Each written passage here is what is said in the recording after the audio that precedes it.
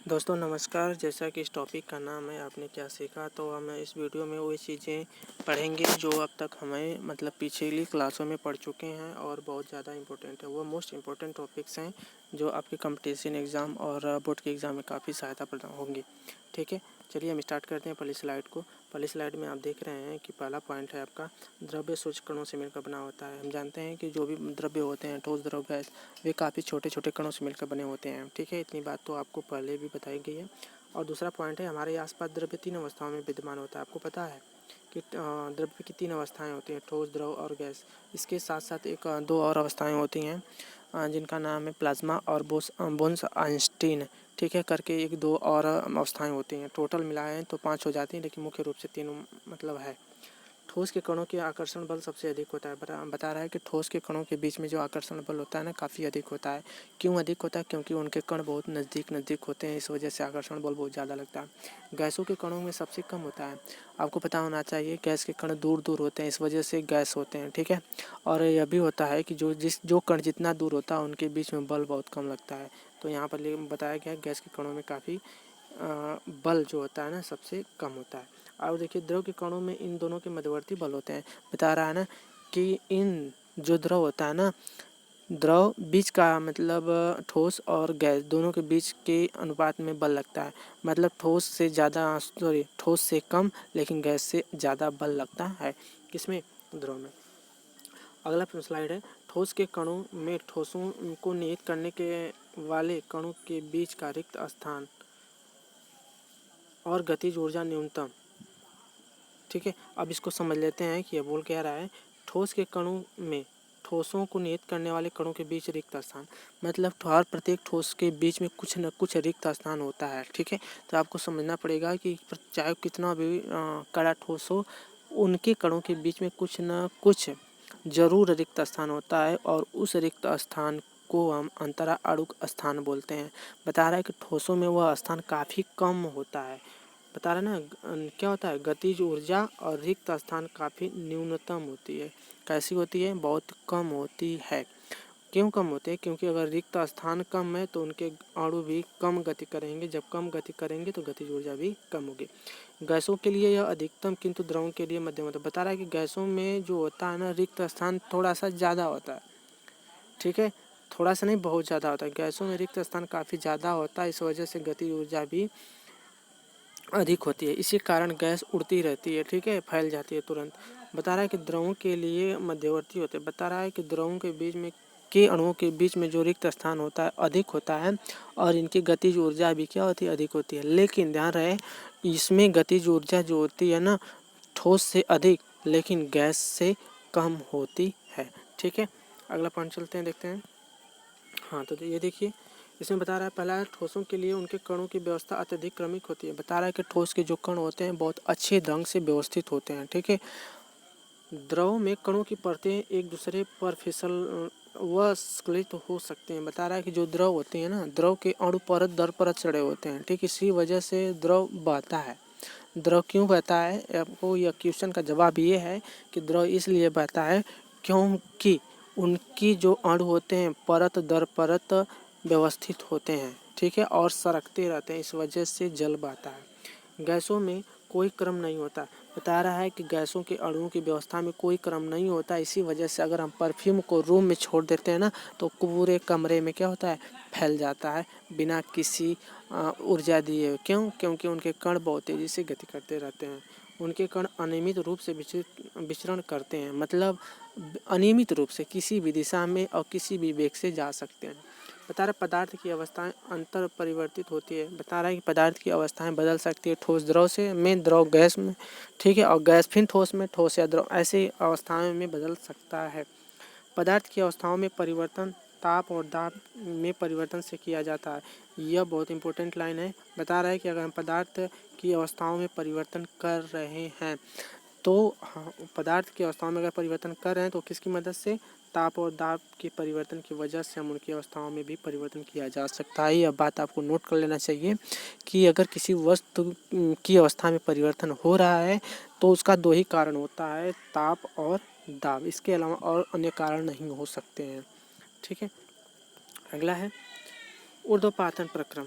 ऊर्ध्वपातन प्रक्रम में ठोस, ध्यान रखें, ऊर्ध्वपातन प्रक्रम में ठोस पदार्थ द्रव में परिवर्तित हुए बिना ही सीधे गैसीय अवस्था में आ जाता है। यह इम्पोर्टेंट लाइन है और बताया जा रहा है ऊर्ध्वपातन एक ऐसी प्रक्रिया होती है, ठीक है। ऊर्ध्वपातन एक ऐसी प्रक्रिया होती है जो, अब मान लेते हैं अगर कोई यह वस्तु है जो ठोस अवस्था में, किस अवस्था में है, ठोस अवस्था में है, ठीक है। जब ठोस अवस्था में है तो यह इसको गर्म करेंगे ना, तो ठोस अवस्था जब गर्म करते हैं तो पिघलती है, लेकिन यहाँ पर पिघले बता रहे ना कि द्रव में परिवर्तित हुए बिना ही, मतलब वह पिघलेगी नहीं, सीधे गैस में बदल जाएगी। मतलब ऐसी वस्तु जो ठोस से डायरेक्ट गैस में बदल जाती है उसे हम ऊर्ध्वपातज पदार्थ कहते हैं, ठीक है। बता रहे सीधे गैस अवस्था में आ जाता है, मतलब ऊर्ध्वपातन प्रक्रम में ऐसा ठोस पदार्थ जो द्रव में परिवर्तित हुए बिना ही सीधे गैसीय अवस्था में आ जाता है, और गैसीय अवस्था से सीधे ठोस में, मतलब देखिए गैस से डायरेक्ट किस में आ जाएगा, ठोस में आ जाता है, वह होता है ऊर्ध्वपातन प्रक्रम, ठीक है। ऊर्ध्वपातन प्रक्रम आई बात समझ में। एक बार फिर से हम समझ लेते हैं। कुछ ऐसे पदार्थ होते हैं, कुछ ही ऐसे पदार्थ होते हैं, सभी पदार्थ नहीं होते हैं, कुछ ऐसे पदार्थ होते हैं, जैसे हम किसका, कपूर की बात करें, किसका, कपूर की बात करें, तो कपूर को अगर हम गर्म करेंगे, ध्यान से समझिए, कपूर इस समय ठोस अवस्था में है, जब इसको गर्म करेंगे ना तो वह पिघलेगा नहीं, कपूर कभी पिघलता नहीं, यह बात नोट कर लीजिए। ठोस कपूर ठोस है, जब इसको गर्म करेंगे तो सीधे किस में बदल जाएगा, गैस में बदल जाएगा, ठीक है।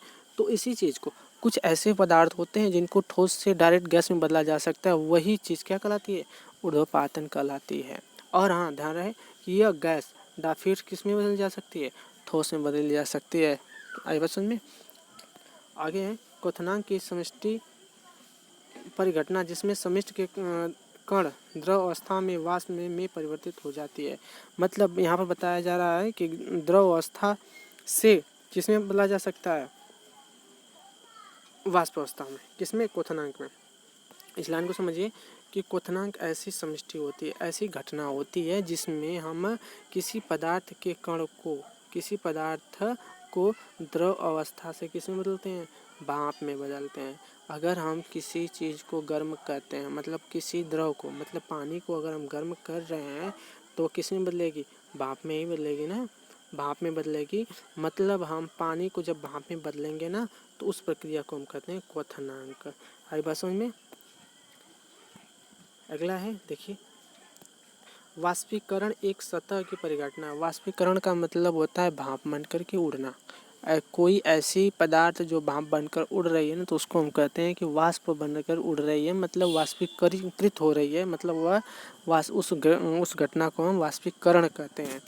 सतह के कण पर्याप्त ऊर्जा ग्रहण कर, मतलब जैसे हम किसी वस्तु को गर्म करते हैं ना तो उनके कण के पास इतनी ऊर्जा आ जाती है, इतनी ऊर्जा आती है कि वह अवस्था बदल जाती है, मतलब द्रव से किस में चला जाता है, सीधे गैस में। वही बता रहा है कि सतह के कण पर्याप्त ऊर्जा ग्रहण कर उनके बीच में आकर्षण बल को पार कर लेता है। बता रहा है कि जैसे ही वह ऊर्जा पाएगा, उसके पास इतनी ऊर्जा हो जाती है कि उसके आकर्षण बल को तोड़ करके वो क्या हो जाता है, पार कर लेता है और द्रव को वाष्प अवस्था में परिवर्तित कर देता है। मतलब अगर कोई वस्तु भाप अवस्था में है तो यह समझ लेना चाहिए कि वह इतनी ऊर्जा अपने अंदर रखी है कि वह द्रव से गैस में बदल गई है। अगला लाइन है कि वाष्पीकरण की गति निम्नलिखित कारणों पर निर्भर करती है। अगर हम किसी वस्तु को भाप बना करके उड़ा रहे हैं या वाष्प बनाकर उड़ा रहे हैं तो वह किन चीज़ों पर निर्भर करती है, यह इम्पोर्टेंट है। सतही क्षेत्रफल पर, ठीक है, मतलब सतह का क्षेत्रफल जितना अधिक होगा वाष्प उतना अधिक बनेगा। एक उदाहरण के तौर पे अगर हम समझें तो अगर गर्म दूध है, अगर उसको ठंडा करना है तो हम गिलास में रखें और एक थाली में रखें, तो आप बताइए किसमें दूध जल्दी ठंडा होगा, थाली में। क्यों, क्योंकि उसका सतह अधिक है, उसका क्षेत्रफल अधिक है, ठीक है। और यहाँ पर देखिए, जिसका वायुमंडल के प्रति प्रत्याग होता है, बता रहा है कि जिसका सतही क्षेत्रफल जिसका वायुमंडल के प्रति प्रत्याग होता है, तापमान, आर्द्रता और वायु की गति। अभी हम कभी आपने देखा होगा कि ठंडी में कोई चीज़ बहुत जल्दी ठंडी हो जाती है, क्यों, क्योंकि तापमान पर भी फर्क पड़ता है। आर्द्रता, अगर नमी है तब भी किसी वस्तु पर वाष्पीकरण का भी बहुत ज़्यादा फर्क पड़ता है। और वायु की गति, ठीक है, अगर हम हवा चला करके किसी वस्तु को वाष्पीकृत कर रहे हैं तो वो काफ़ी तेज़ी से होगा, ठीक है। और अगला लाइन देखिए, वाष्पीकरण से ठंडक उत्पन्न होती है। अगर हम किसी वस्तु को वाष्पीकृत कर रहे हैं ना, जब मान लीजिए हम नहाते हैं तो अगर पंखा के नीचे जाते हैं तो हमारे बॉडी पे जो पानी होता है ना वो उड़ता है, मतलब भाप बन करके उड़ता है, भाप बन करके नहीं, वाष्पीकृत होता है, ठीक है। और उसी वाष्पीकृत होने की वजह से हमें ठंडक महसूस होती है। एक और उदाहरण, अगर हमें बहुत अधिक पसीना हुआ है, अगर पंखे के नीचे हम जाते हैं तो हमारा पसीना उड़ता है। जब पसीना वाष्पीकृत होकर उड़ता है तो हमें ठंडक महसूस होती है, ठीक है। तीसरा उदाहरण की बात कर रहे हैं कि घड़े में हम पानी रखते हैं, ठीक है। जब घड़े में पानी रखते हैं ना तो घड़े की दीवार में पानी जब से रिस करके बाहरी सतह पर आता है तो यह हवा के संपर्क में उड़ता रहता है। जब उड़ता है ना तो यह दीवार ठंडी होती है और इसके अंदर का जो पानी होता है ना वो भी क्या हो जाता है, ठंडा हो जाता है। किसके कारण? वाष्पीकरण के कारण ही घड़े का पानी ठंडा होता है।